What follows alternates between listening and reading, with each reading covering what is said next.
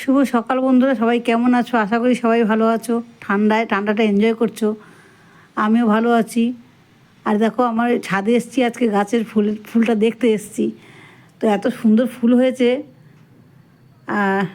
আজকে রবিবার, আজকে আমি আমার নতুন একটি ভিডিও শুরু করছি এখান থেকেই। আর আমার এই নতুন ভিডিওতে সবাইকে স্বাগত জানাই। আমার কাছে প্রতিদিন একটা করে ফুল ফোটে, একসঙ্গে সব ফুল ফোটে না। আজকে যাবো মেজো বোনের বাড়ি বেড়াতে, তাই ছাদ থেকে নেমে এসে কাজকর্ম সেরে রেডি হয়ে নিয়েছি। পুজো টুজো সব হয়ে গেছে আমার। এখন ভগবানকে প্রণাম করতে এসেছি বেরোবার জন্য। তো আজকে আমার বোনরা সব, ছোটো বোনরা চলে গেছে মেজো বোনের বাড়িতে। আজকে মেজো বোনের বাড়িতেই যাওয়ার কথা, ওদের বাড়ি আছে সেই চৌহাটির দিকে, ওদিকে যাব। তো ওরা তো চলে গেছে, মা বাবাও চলে গেছে দুদিন আগে আমার বাড়ি থেকে, ওর মেজো বোনের বাড়িতেই গেছে।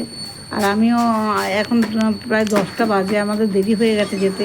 ওরা সব রান্না বান্না শুরু করে দিয়েছে আর খালি ফোন করছে, আমরা যেতে পারিনি এখনও পর্যন্ত। তো আমরা এই যাবো বলে রেডি হয়ে নিচে নেমে গেছি। আর দূরের দিকে গেলেই হেলমেট পরতে হয়, আমি আর হেলমেট একা একা পরতে পারি না, ক্লিপটা লাগাতে পারি না, পরিয়ে দিল আমাকে। এবার আমাদের গাড়িটা ছেড়ে দিল। আমরা মেন রোড ধরে যাবো না, মেন রোড ধরে গেলে প্রচুর জ্যাম পাবো, কেন মেন রোডে ওইখানে বাজার আছে, কামালগাছি বাজারটা পড়ে, তো ওখানে প্রচুর ভিড়। আমরা বাজারটা, ওখানে ভিড় আছে বলে ওখান থেকে যাব না। তো আমরা বাইপাস ধরে যাবো। বাইপাস ধরে গেলে বেশি সময় লাগে না, 10 থেকে 15 মিনিট লাগে। সব চলে এসেছি, বাইপাস ধরে এসেছি বলে খুব তাড়াতাড়ি ঢুকে গেছি। এখন ভেতরে ঢুকবো। বাবা রে,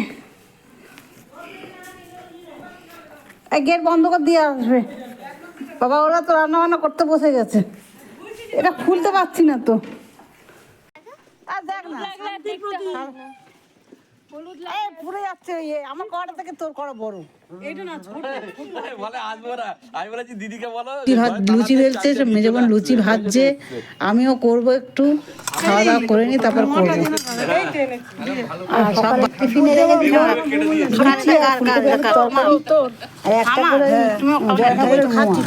তা মাও আমার জন্য খাইনি বসেছিল। মা, আমি আসলে মা খেলো, আমি খেলাম। আর এদিকে মাছ ভাজছি।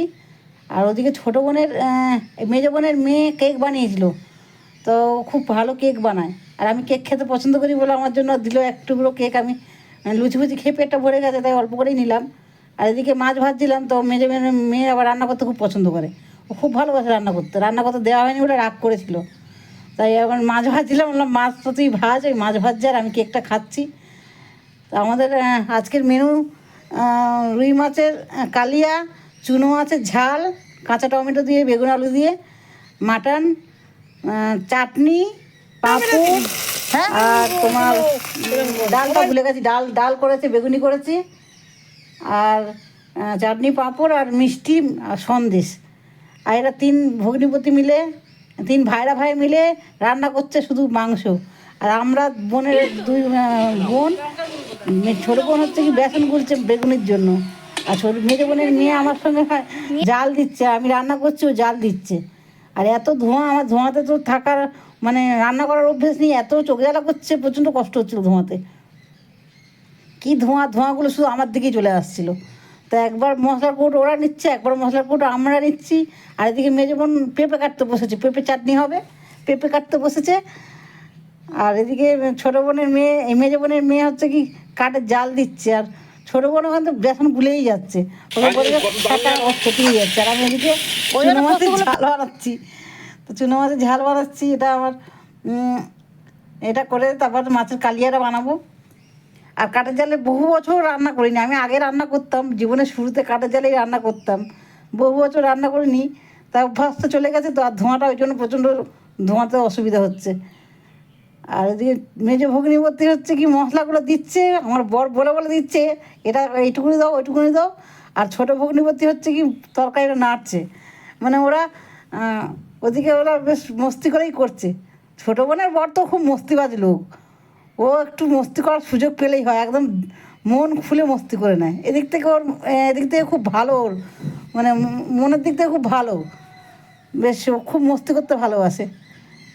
ওরা ওখানে করছে, মাটনটা হতে একটু সময় লাগবে। আর আমার এদিকে চুনো মাছের ঝালটা প্রায় হয়ে এসছে, মাছ তুলে দিয়েছি, একটু নাড়াচাড়া করে একটু ঝোলটা কমে গেলেই নামিয়ে নেবো। একটু মাখা মাখা করবো, খুব ঝোল করবো না, আবার একদম মাখা মাখা করবো না, শুকনো শুকনো করবো না, একটু মাখা মাখা করবো।